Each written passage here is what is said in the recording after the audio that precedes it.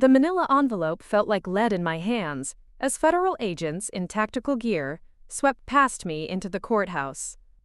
My sister-in-law Jennifer's perfectly manicured fingers were trembling as the handcuffs clicked into place, her designer purse falling to the marble floor with a sharp crack that echoed through the suddenly silent hallway. She looked at me with pure hatred burning in her eyes and hissed through gritted teeth, "You've destroyed us all, Rachel. Was it worth it?" Before we jump back in, tell us where you're tuning in from. And if this story touches you, make sure you're subscribed, because tomorrow, I've saved something extra special for you. What she didn't understand was that I hadn't destroyed anything. I had simply turned on the lights in a room that had been dark for far too long. My name is Rachel Martinez, and until 6 months ago, I believed family meant something. I was wrong. The desert heat shimmered off the asphalt as my rental car pulled into the circular driveway of the adobe ranch house that had defined my childhood.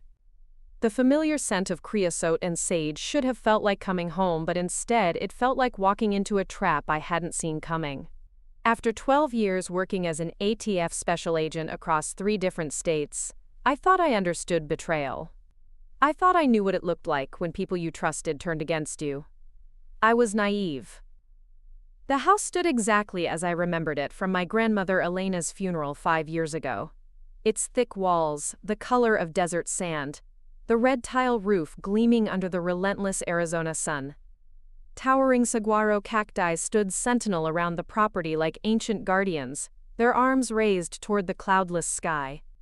This 50-acre ranch in Scottsdale had been in our family for 3 generations, a testament to my great-grandfather's determination to build something lasting in the harsh beauty of the Sonoran Desert.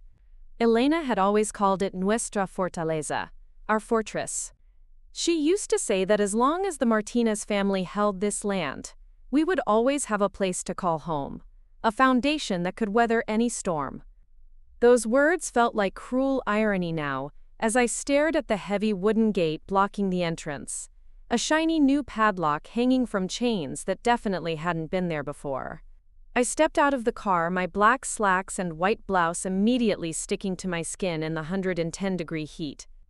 The silence was oppressive, broken only by the distant call of a coyote somewhere in the hills, and the low hum of the air conditioning unit working overtime to cool the house I was apparently no longer welcome to enter. My badge and gun felt foreign against my hip, symbols of authority that meant nothing here, in this place where I was suddenly a stranger. The front door opened before I could reach it, and my brother Marcus emerged like he'd been watching for me through the window. He wore an expensive polo shirt and khakis that screamed success, his face tanned from weekend golf games I was never invited to join. Behind him lurked Jennifer, my sister-in-law, her blonde hair perfectly styled despite the heat, her arms crossed over her chest like a barrier. "Rachel," Marcus said, his voice carrying none of the warmth I remembered from our childhood. "We need to talk." But it wasn't a conversation, it was an ambush. Jennifer stepped forward, a thick folder clutched in her manicured hands. With theatrical precision, she opened it and began reading in a voice that could have cut glass. "By order of the Maricopa County Superior Court, you are hereby notified that access to this property has been restricted pending resolution of estate disputes. Any attempt to enter without permission constitutes criminal trespass." The words hit me like a physical blow. I stared at the official-looking documents, my mind struggling to process what I was seeing. "What are you talking about? This is grandmother's house. She left it to all of us." Marcus shifted uncomfortably, unable to meet my eyes. "Things have changed, Rach. The will Elena left was incomplete. There were debts, tax issues. Jennifer's been handling the estate, and it turns out the property needs to be sold to cover everything." Jennifer's smile was sharp as a blade. "The adult children who stayed local and actually contributed to the family have been appointed as estate administrators. Those who ran off to play cops and robbers across the country don't get to swoop in and make demands." Her tone was poisonous, each word carefully calculated to wound. She gestured dismissively at my badge, visible on my belt. 12 years of playing with guns and chasing bad guys, and what do you have to show for it? You're 35, unmarried, living in some tiny apartment in Denver. Meanwhile, Marcus and I have built a real business here. We've taken care of your parents. We've maintained this property." The heat felt suffocating now, pressing down on me like a physical weight. Everything I thought I knew about my family, about my place in it, was crumbling around me. Grandmother specifically told me this land would always be mine too. She made me promise to never let anyone take it from the family. "Promises don't hold up in probate court," Jennifer snapped. "Especially promises made to someone who couldn't be bothered to visit more than twice in 5 years. That wasn't fair, and she knew it. My work with ATF had taken me to Phoenix, El Paso, and finally Denver, following firearms trafficking cases that demanded everything I had. I'd missed holidays, birthdays, family gatherings because I was working undercover operations or testifying in federal court cases. Every sacrifice I'd made was in service of something bigger than myself, something that mattered. But standing there in the blazing sun, watching my brother avoid my gaze while his wife delivered this rehearsed performance, I realized that none of my sacrifices mattered to them. In their eyes, I was the selfish one who had abandoned the family, the prodigal daughter who had forfeited her right to belong. Marcus finally spoke, his voice barely above a whisper. "Maybe it's better this way, Rachel. You have your career. Your life is somewhere else now. This place, it's just gonna tie you down." The betrayal in his words was complete. This wasn't about debts or taxes or estate administration. This was about erasing me from the family's story, writing me out of the legacy that Elena had promised would always be mine. They wanted everything, and they wanted me to disappear quietly, to accept that I didn't belong here anymore. As I stood there, the desert wind picking up around us, I felt something cold and hard settle in my chest. I was Rachel Martinez, a federal agent who had spent her career hunting down people who thought they were above the law. I had faced armed drug dealers and international firearms traffickers without flinching. I would not be intimidated by my own family. But as Jennifer's satisfied smirk widened and Marcus turned to go back inside the house that had been stolen from me, I had no idea that this was only the beginning. I had no idea that within 6 months, that same manila folder would contain evidence of crimes that would bring federal agents storming into a courtroom. The war for my grandmother's legacy was about to begin, and it would end in ways none of us could imagine. The law office of Hendricks and Associates sat in an upscale strip mall in North Scottsdale, all glass and chrome designed to project success and competence. The waiting room smelled of leather and expensive coffee, with Southwest art carefully arranged on walls painted in muted earth tones. I sat rigidly in a chair that probably cost more than my monthly rent, clutching my purse with white knuckles as I waited for answers that I somehow already knew would shatter what remained of my faith in my family. Margaret Hendricks was a woman in her 60s with silver hair pulled back in a severe bun and reading glasses that she peered over like a judge examining evidence. She had been Elena's attorney for 20 years, handling everything from property transfers to business contracts for the family ranch. When I'd called her office that morning, her secretary had hesitated before agreeing to see me, a pause that should have. Preparing and narrating this story took us a lot of time, so if you are enjoying it, subscribe to our channel. It means a lot to us. Now back to the story. Been my first warning. "Ms. Martinez," she began, her voice professionally neutral as she opened a thick file folder. "I understand you have questions about your grandmother's estate." I leaned forward, my training kicking in as I studied her body language. Something was wrong. Her shoulders were tense, her movements careful and deliberate. After 12 years of interrogating suspects and witnesses, I could read the signs of someone who was about to deliver bad news. "Mrs. Hendricks, I need to see the original will, the one Elena signed. My family is telling me the property has to be sold, but that's not what my grandmother told me. She specifically said the ranch would stay in the family, that it would be passed down to all of us." Margaret removed her glasses and cleaned them slowly, buying time. "Ms. Martinez, I'm afraid there have been some significant changes to your grandmother's estate plan. The will you're referring to was superseded by a more recent document, executed approximately 18 months before Mrs. Martinez's death." The words hit me like ice water. "Superseded? What do you mean, superseded?" She slid a document across the polished mahogany desk. The paper was thick, expensive, with official seals and signatures that looked authentic. But as I read the typed words, my world tilted on its axis. According to this document, Elena Martinez had left the entire 50-acre ranch, including mineral rights and water rights, solely to Marcus Antonio Martinez and Jennifer Lynn Thompson Martinez, with the specific instruction that the property be sold and the proceeds used to expand their existing business operations. "This is impossible," I whispered, my voice barely audible. Elena would never have done this. She hated the idea of selling the land. She used to say it would be like selling our family's soul. Margaret's expression remained carefully neutral, but I caught something in her eyes. Discomfort. Maybe even guilt. "People change their minds as they age, Ms. Martinez. Your grandmother was concerned about tax implications, about the burden of maintaining such a large property. She felt that liquidating the asset would be more practical for the family's financial future."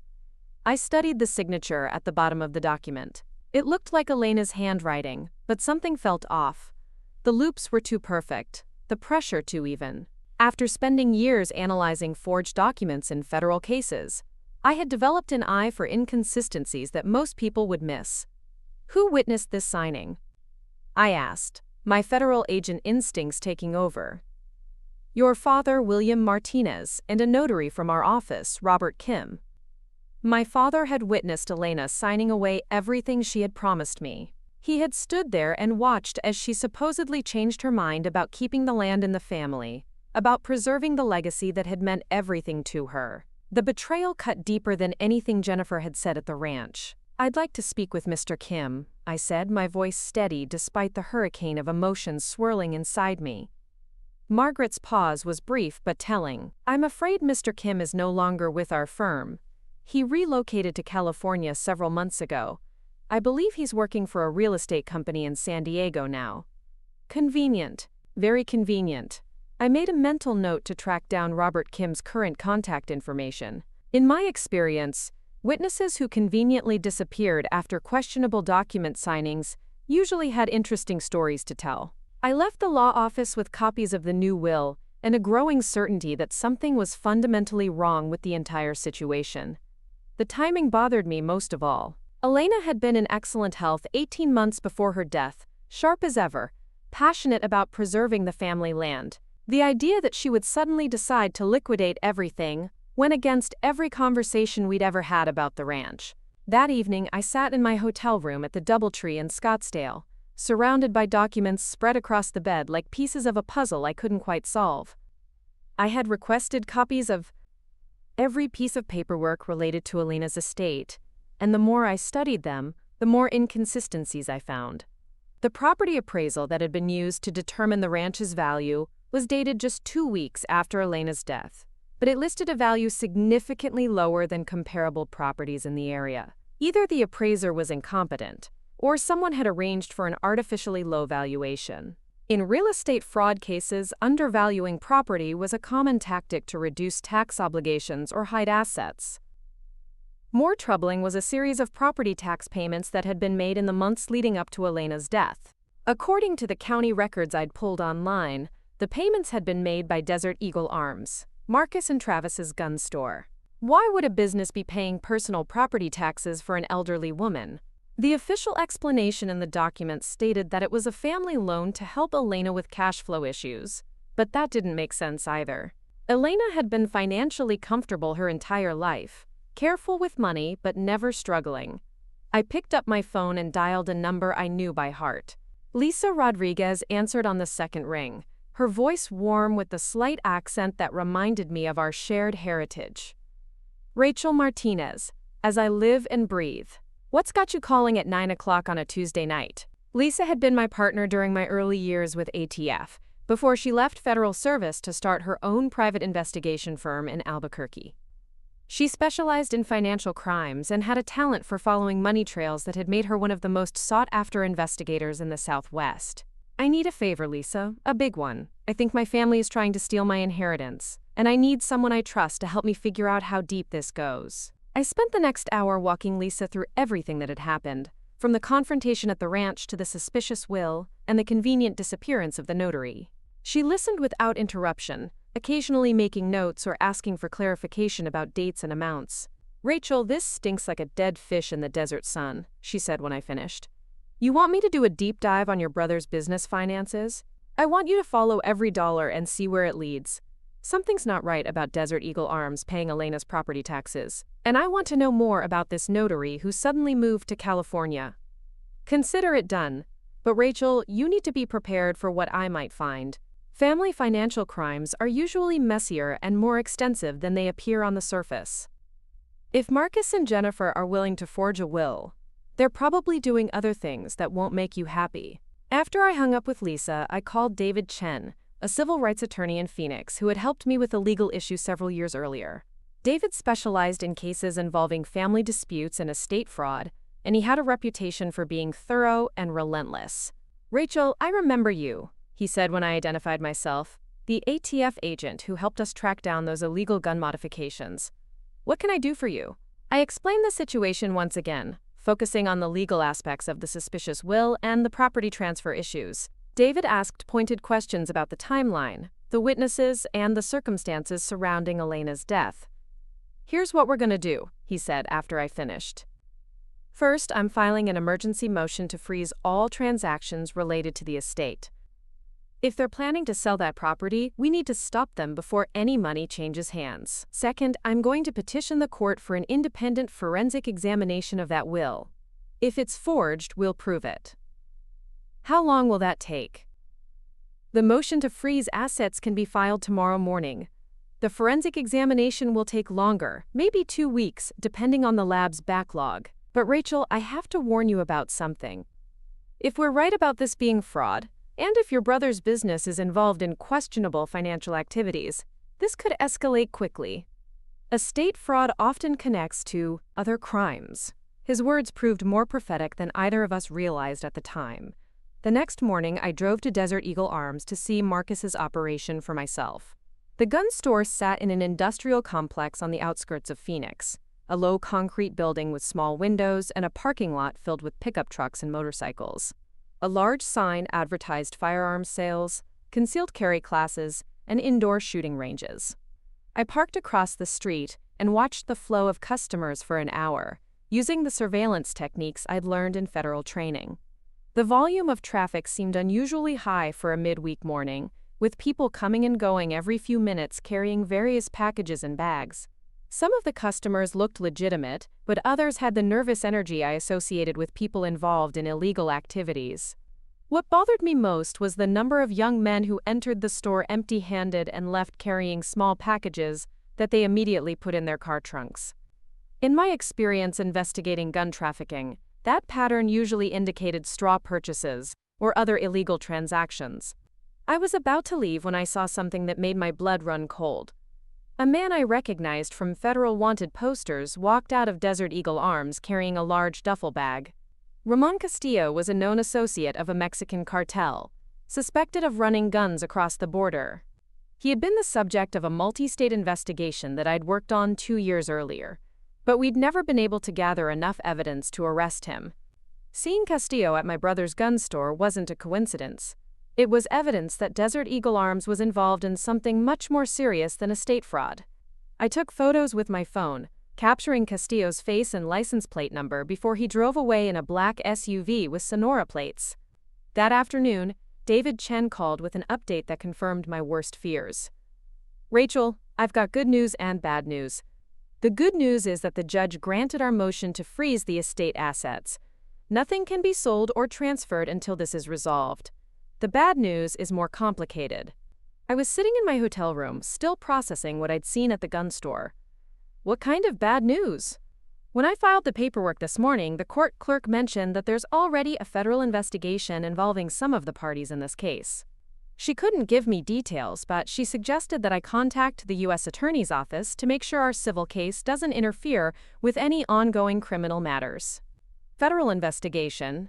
My brother was already under federal investigation for something, and I had a sick feeling I knew what it was. Gun trafficking cases often took months or years to develop, with agents building evidence slowly and carefully before making arrests. If Marcus and Travis were selling weapons illegally, the ATF probably already knew about it. The irony was bitter. I had spent my career investigating exactly the kind of crimes my own brother appeared to be committing. I had put people in federal prison for the same activities that were apparently funding his comfortable lifestyle and financing his theft of my inheritance. That night, I called my supervisor in Denver and requested emergency leave to deal with a family crisis. I didn't tell him the full truth about what kind of crisis it was. How do you explain to your boss that your brother might be trafficking firearms while stealing your grandmother's property? As I lay in the hotel bed that night, staring at the ceiling and listening to the air conditioning battle the desert heat, I realized that the confrontation at the ranch had been just the beginning. Whatever Marcus and Jennifer had been planning, whatever scheme they'd developed to steal Elena's legacy, it was connected to something much larger and more dangerous than simple estate fraud. The manila folder on my nightstand contained copies of documents that told a story of betrayal and greed, but I suspected it was only the first chapter. Tomorrow, I would start digging deeper, following the money and the guns until I uncovered the full extent of what my family had become. I had no idea that within days, federal agents would be building a case that would bring down not just Marcus and Jennifer, but an entire network of criminals who had been using Desert Eagle arms as a front for their operations. The little girl who had once played hide-and-seek among the saguaro cacti was about to become the key witness in a federal firearms trafficking case that would make headlines across the Southwest. The memories came flooding back as I sat in the cramped rental car outside my childhood home on Camelback Road, watching my parents through their kitchen window. They moved around each other with the practiced choreography of 40 years of marriage, my mother Carol setting out coffee cups while my father Bill shuffled through mail at the breakfast table. From the outside, they looked like any other retired couple enjoying their golden years in suburban Phoenix. But I knew better now. I understood that beneath their comfortable routine lay a foundation of willful blindness and convenient silence. Growing up, I had always been the difficult child, the one who asked too many questions and refused to accept simple answers. While Marcus was content to work summers at the family gun store and talk about taking over the business someday, I was the daughter who wanted to be a police officer, who insisted on studying criminal justice despite my parents' obvious disapproval. Every family gathering became a subtle battlefield where my choices were questioned and my achievements minimized. I remembered the day I graduated from the ATF Academy in Glencoe, Georgia. I had called home, breathless with excitement, to share the news that I had finished in the top 5% of my class. My mother's response still echoed in my memory with crystalline clarity. "That's nice, dear. Your brother just got a commendation from the Arizona Small Business Association for Desert Eagle Arms. Isn't it wonderful how well he's doing with respectable work?" Respectable work. The phrase had stung then, and it burned now with the bitter irony of hindsight. Marcus's respectable work apparently involved selling military-grade weapons to cartel associates, while my federal law enforcement career was treated like an embarrassing phase one would eventually outgrow. The pattern had repeated itself over and over through the years. When I made my first undercover bust, infiltrating a gun smuggling ring in El Paso, my parents sent a brief congratulations text.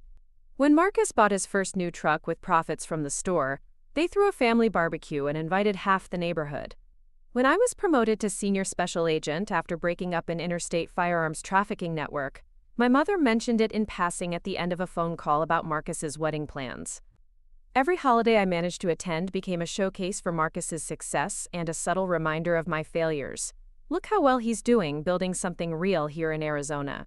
Look how he's contributed to the community, created jobs, supported local causes. The subtext was always clear. Unlike you, Rachel, who runs around the country chasing shadows and living in cheap apartments.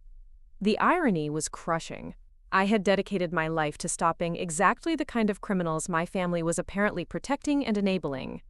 Every time I sat through dinner listening to them praise Marcus's business acumen, I was unknowingly hearing them celebrate profits built on illegal gun sales and document fraud. Every time they criticized my career choice, they were attacking the very work that would eventually expose their crimes. I thought about Christmas 3 years ago, the last time I had made the effort to fly home for the holidays. Jennifer had been in full hostess mode, showing off their new house in Scottsdale with its professional decorator touches and expensive furniture. She kept mentioning how successful the gun store had become, how they were expanding into new markets and serving a growing customer base across the Southwest. Rachel still lives in that tiny apartment in Denver, she had said to a group of relatives, her voice dripping with false sympathy. It must be so hard, never settling down, never building anything permanent. At least she has her little government job to keep her busy." Marcus had laughed and raised his beer bottle in a mock toast. "To my sister the Fed, always trying to save the world from the bad guys." The room had erupted in chuckles, and I had forced a smile while seething inside. Now I knew that his toast had been more than just casual mockery. It had been a celebration of how completely they had fooled me, how successfully they had hidden their criminal activities behind a facade of legitimate business. My father had been the worst betrayal of all. Bill Martinez had served in the Army for 6 years before starting his career as a high school history teacher. He used to tell stories about honor and duty, about the importance of standing up for what was right even when it was difficult.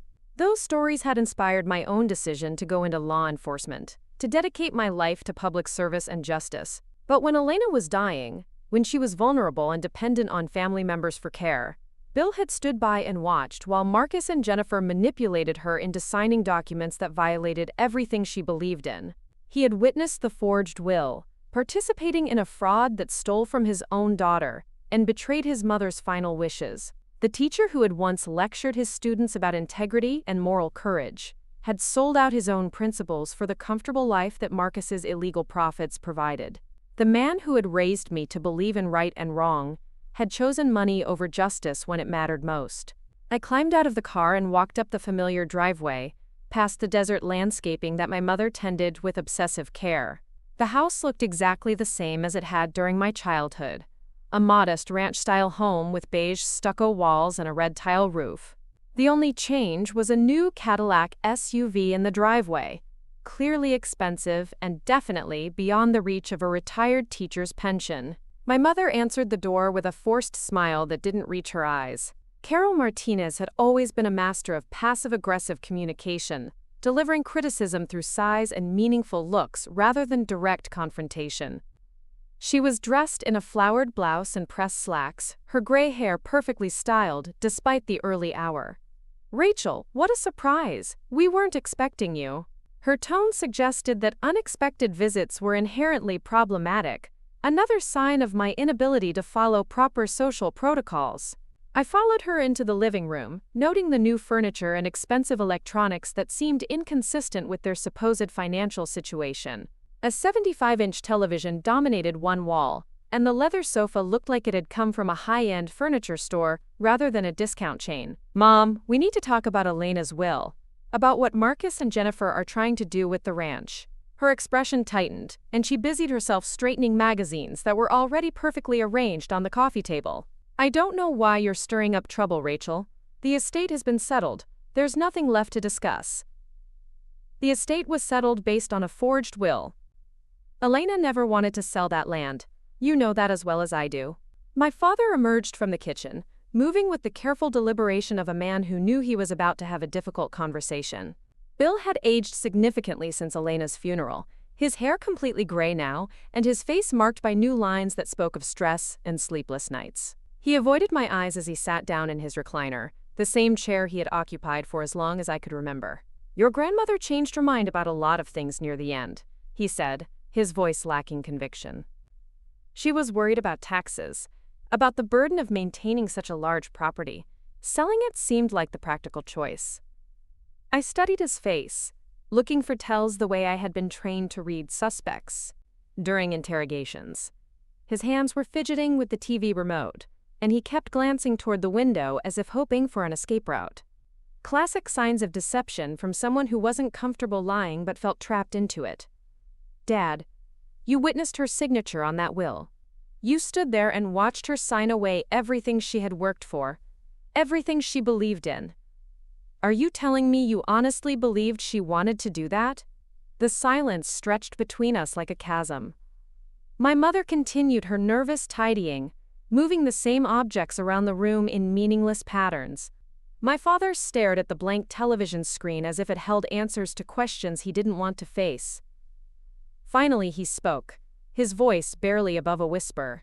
"Marcus said there were debts, complications with the estate that I didn't understand. He said selling the property was the only way to take care of everything properly." "What kind of debts?" Elena was financially comfortable her entire life. She owned that land free and clear, and she had savings and investments. What debts could possibly have required selling 50 acres of prime Scottsdale real estate? My mother finally stopped her busy work and looked at me with an expression I had seen countless times growing up. It was the look she gave me when I questioned family decisions or challenged the established order. It was a look that said I was being difficult again, causing problems where none needed to exist. Rachel, why can't you just accept that some things are more complicated than they appear? Marcus and Jennifer have been taking care of the practical matters while you've been off doing whatever it is you do for work. They understand the situation better than you do. The dismissal was so casual, so complete that it took my breath away. Whatever it is you do for work. 12 years as a federal agent, hundreds of successful investigations, criminals in prison because of my work, and it was reduced to whatever it is you do? What I do for work, Mom, is investigate exactly the kind of crimes that Marcus appears to be committing.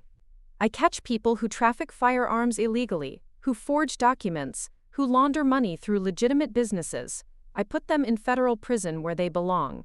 My father's head snapped up, his eyes wide with something that might have been fear. What are you talking about? I'm talking about Desert Eagle Arms. I'm talking about the customers I've seen going in and out of that store. People with criminal records, who shouldn't be able to buy weapons legally. I'm talking about property tax payments made by the gun store for Elena's ranch. Financial connections that don't make sense unless something illegal is happening.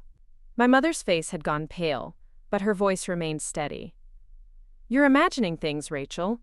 You see criminals everywhere because that's what your job has trained you to do. Marcus runs a legitimate business. He's been nothing but supportive of this family. Supportive of this family by stealing Elena's property? By forging legal documents? By involving you both in crimes that could send you to federal prison? The words hung in the air like smoke from a gunshot. For a moment, nobody moved or spoke. Then my father stood up abruptly, his hands shaking as he pointed toward the front door. I think you should leave, Rachel.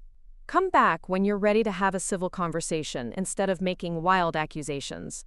I looked at both of them, these people who had raised me, who had taught me the difference between right and wrong, who were now choosing to protect criminals rather than acknowledge the truth. The disappointment was overwhelming, but beneath it was something harder and more determined. I'm going to stop them, Dad. I'm going to expose what Marcus and Jennifer have done, and I'm going to make sure Elena gets the justice she deserves. If you're smart, you'll distance yourself from their crimes before the federal investigation reaches your door. I walked out of that house knowing it might be the last time I would ever be welcome there. But as I drove away, past the familiar streets of my childhood, I felt something I hadn't experienced in years. I felt free. Free from the burden of trying to earn their approval. Free from the desperate need to make them proud of me. Free from the illusion that family loyalty required me to ignore obvious criminality.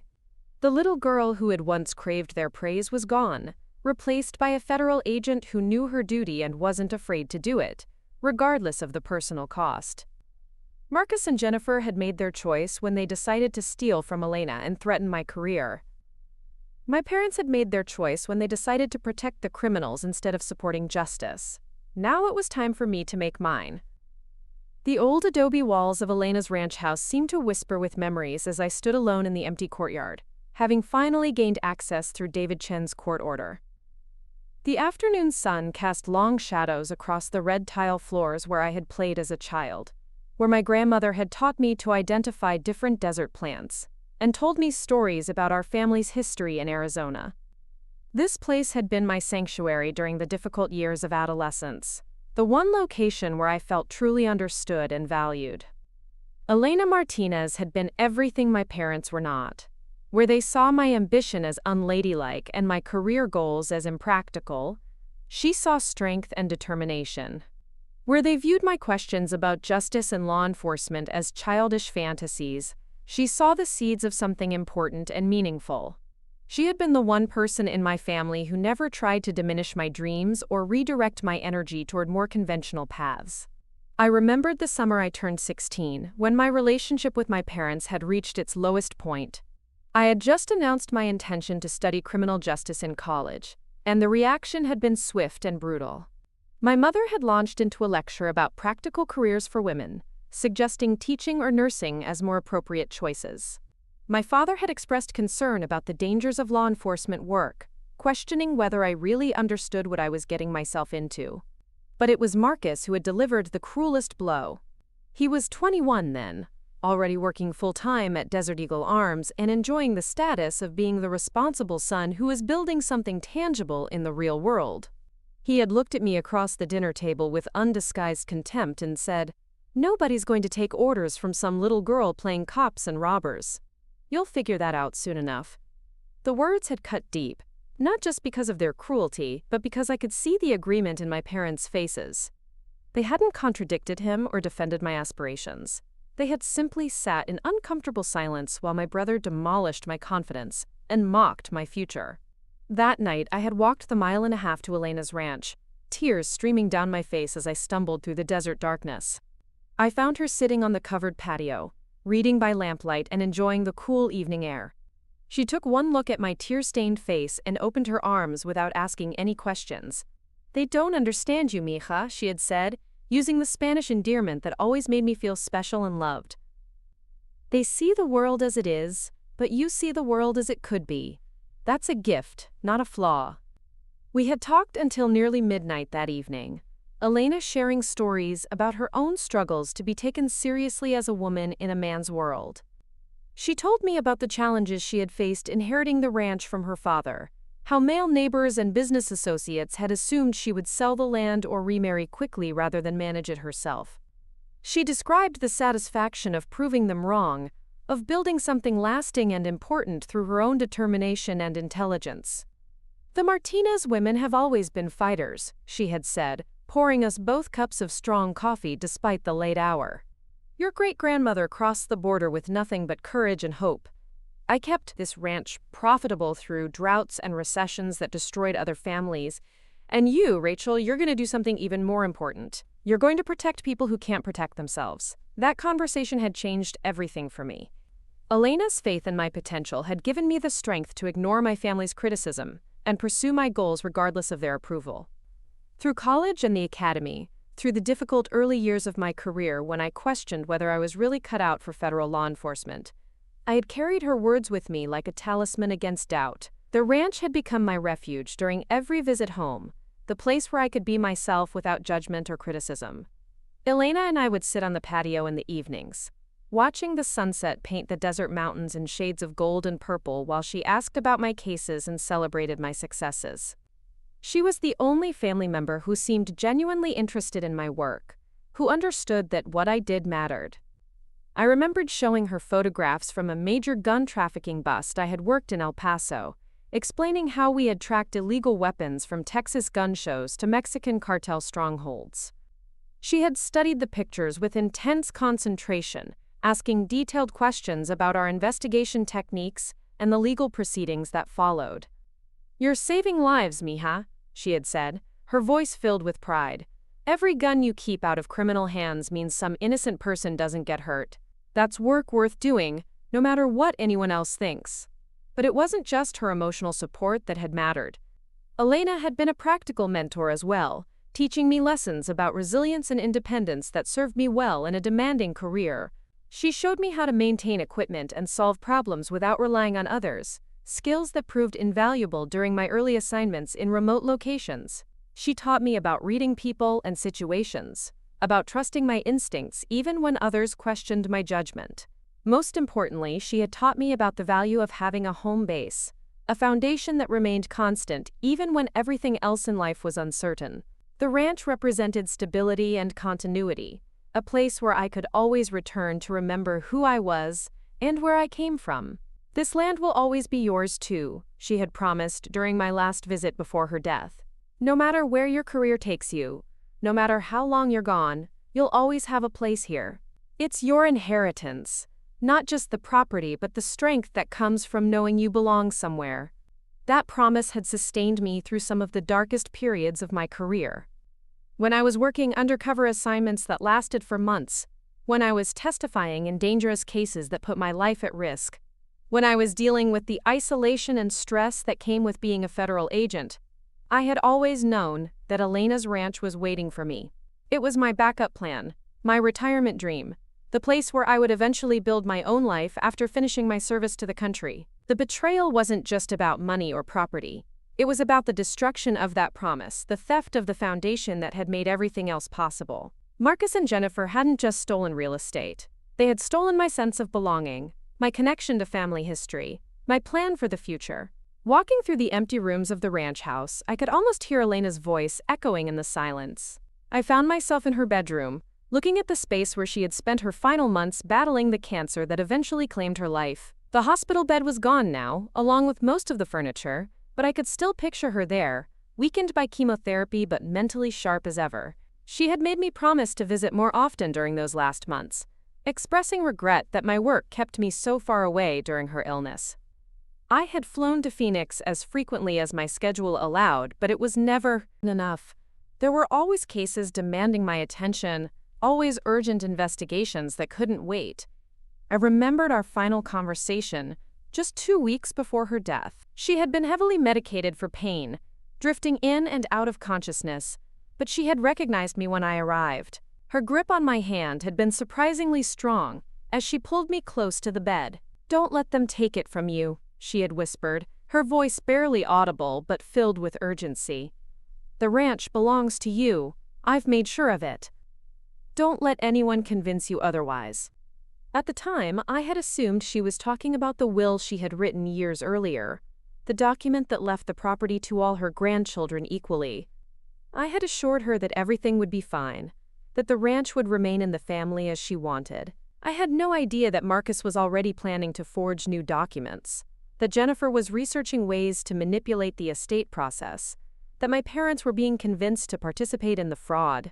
Elena had died believing that her legacy was secure, that the land she had loved and protected would continue to serve as a foundation for future generations of Martinez women.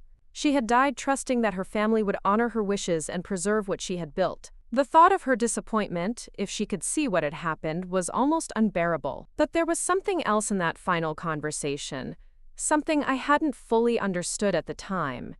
Elena had seemed worried about more than just the inheritance. She had asked strange questions about Marcus's business, about whether I thought his success seemed too rapid, too dramatic for a small gun store in a competitive market. "Something doesn't feel right about how much money they're spending," she had said during one of my visits.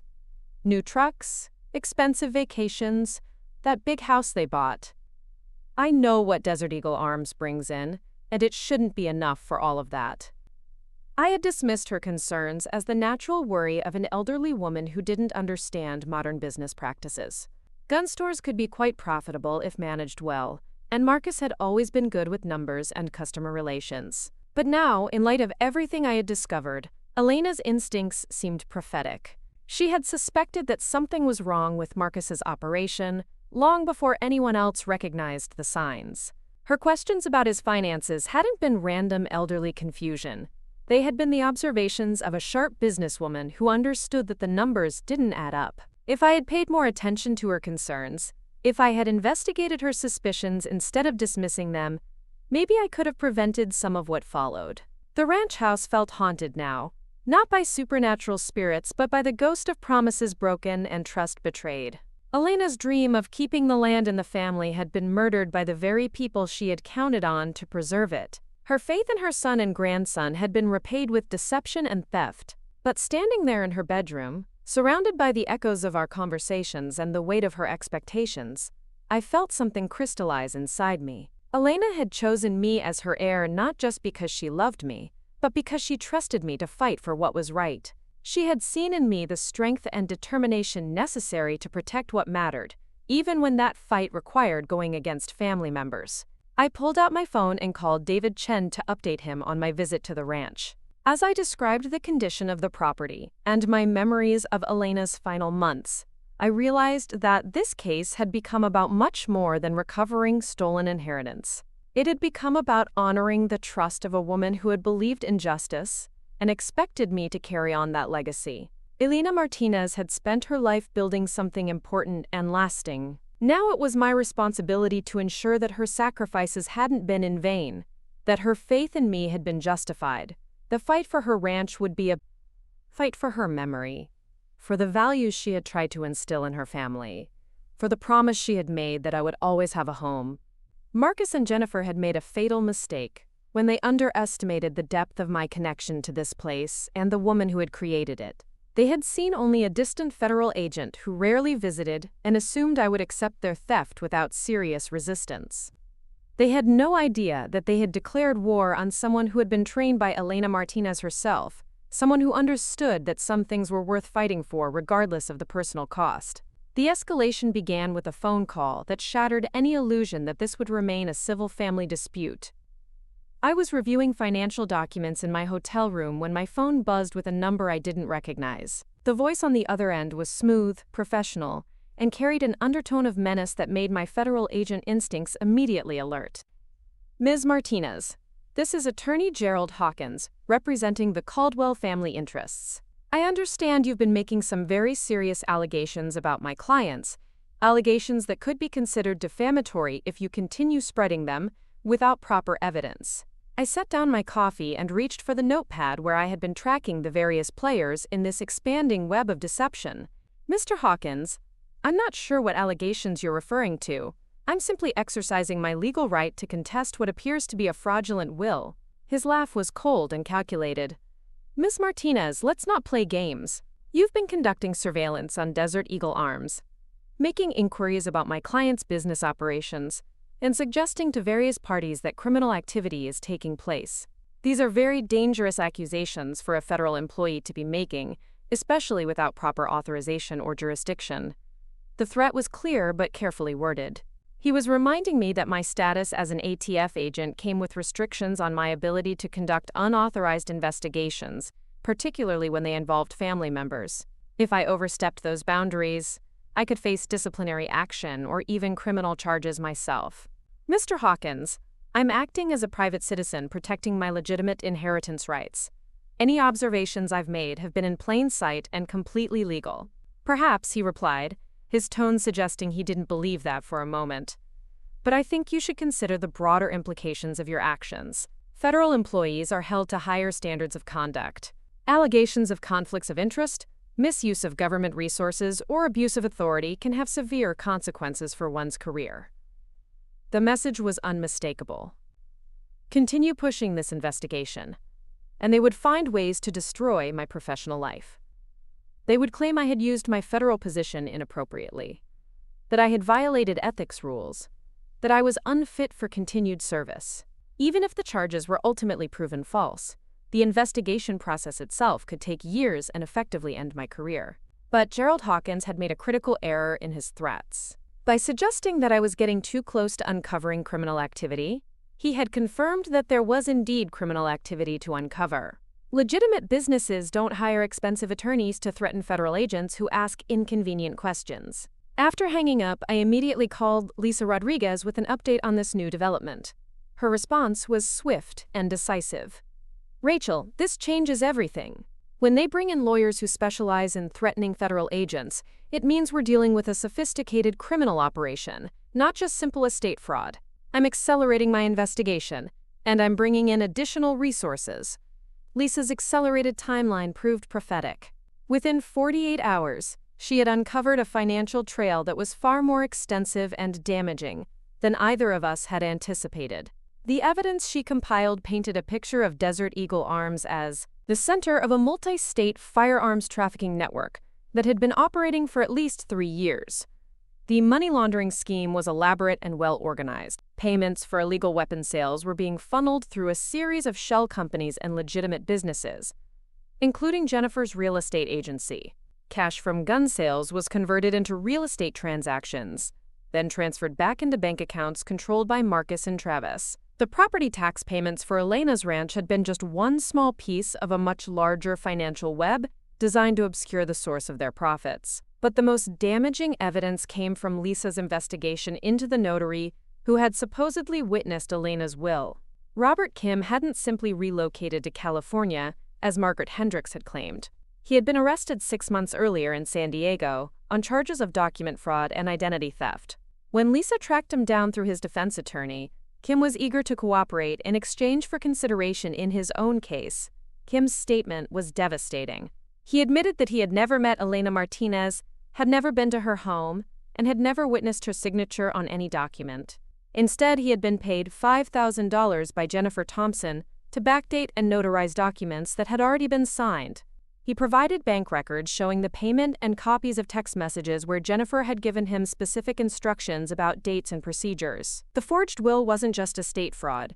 It was part of a pattern of document manipulation that extended to firearms sales records, business licenses, and tax filings. Kim had been part of a criminal enterprise that had been falsifying official documents to support illegal activities across multiple jurisdictions. Armed with this evidence, David Chen filed an emergency motion requesting federal intervention in the case.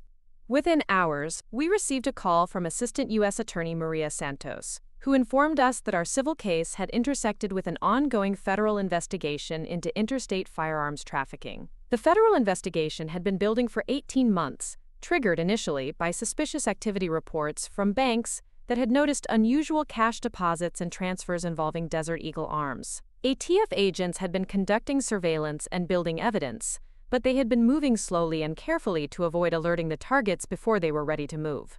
My involvement had accelerated their timeline considerably.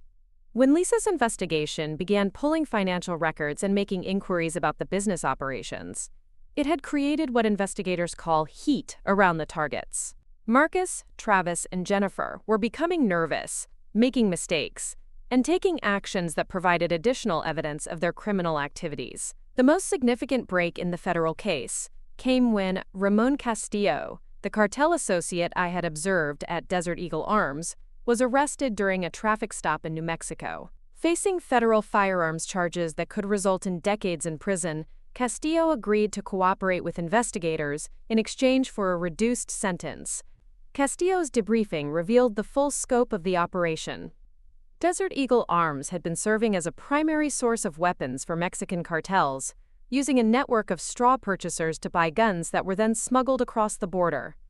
Marcus and Travis had been providing weapons that were used in cartel violence throughout northern Mexico, directly contributing to hundreds of deaths and the destabilization of entire regions. The profits from these illegal sales had been enormous, generating millions of dollars over 3 years. But rather than simply enjoying their criminal profits, Marcus and Jennifer had become increasingly greedy and ambitious. They had expanded into real estate fraud, tax evasion, and document forgery, creating a criminal enterprise that touched multiple federal agencies and jurisdictions. Elena's ranch had become a target because its value provided an opportunity for a major score that would help fund their expansion into new criminal activities. They had planned to sell the property, use the proceeds to purchase a larger gun store in a border town, and dramatically increase their weapons trafficking operations. The federal investigation had reached the point where arrests were imminent, when my estate case had provided the final pieces of evidence needed to build an airtight prosecution. The forged will, the falsified documents, and the money laundering trail I had helped uncover gave federal prosecutors everything they needed to file RICO charges against the entire criminal enterprise. The morning of the arrests arrived with the sudden violence of a desert thunderstorm. I was having breakfast at a diner near my hotel when David Chen called with urgent news. "Rachel, federal agents are moving right now. They've got search warrants for Desert Eagle Arms, your brother's house, Jennifer's real estate office, and your parents' home. You need to get to the federal courthouse immediately." I drove through Phoenix traffic with my heart pounding, knowing that my family's world was about to explode in ways they had never imagined. The careful facade they had maintained, the comfortable lifestyle they had built on criminal profits, the arrogant assumption that they were too smart to get caught, all of it was about to crumble in a matter of hours. The federal courthouse was buzzing with activity when I arrived. Reporters were already gathering outside, having been tipped off that a major firearms trafficking case was about to break. Inside, Assistant U.S. Attorney Maria Santos briefed me on what was happening across the city. "We've arrested 12 individuals so far, including your brother Marcus, Travis Thompson, and Jennifer Thompson. We've seized over 200 illegal firearms, $500,000 in cash, and extensive documentation of the trafficking network. Your sister-in-law is currently being processed at the Federal Detention Center." The magnitude of what they had uncovered was staggering. The criminal enterprise had been operating across 4 states, involving dozens of participants and generating profits that dwarfed anything I had imagined. What had started as my quest to recover Elena's stolen inheritance had uncovered one of the largest illegal firearms operations in the Southwest. But the personal impact was devastating in ways that went beyond criminal charges and prison sentences. When federal agents had searched my parents' home, they had discovered evidence that Bill and Carol Martinez had been more involved in the criminal activities than anyone had realized. Bank records showed that my parents had been receiving regular cash payments from Desert Eagle Arms, disguised as consulting fees for my father's supposed expertise in military history. They had been using these payments to fund their comfortable retirement lifestyle, knowing full well that the money came from illegal weapon sales. The new Cadillac in their driveway, the expensive electronics in their living room, the cruise vacations they had been taking, all of it had been purchased with blood money from cartel gun sales. My parents weren't just passive bystanders who had been manipulated into participating in estate fraud. They were active participants in a criminal enterprise that had contributed to violence and death across the border region. The people who had raised me to believe in right and wrong, who had taught me about honor and integrity, had been living on profits from weapons that were used to murder innocent people. The federal charges reflected the scope of their criminal activities. Marcus faced counts of conspiracy to traffic firearms, money laundering, fraud, and operating a continuing criminal enterprise. If convicted on all charges, he was looking at life in federal prison without possibility of parole. Travis faced similar charges, along with additional counts related to falsifying federal firearms records. Jennifer was charged with money laundering, document fraud, conspiracy, and racketeering. Her real estate business had been used to launder millions of dollars in illegal profits, and she faced decades in federal prison if convicted. The woman who had insulted my career and stolen my inheritance was now facing the complete destruction of everything she had built through crime. My parents were charged as well, facing conspiracy and money laundering counts that carried potential sentences of 20 years each.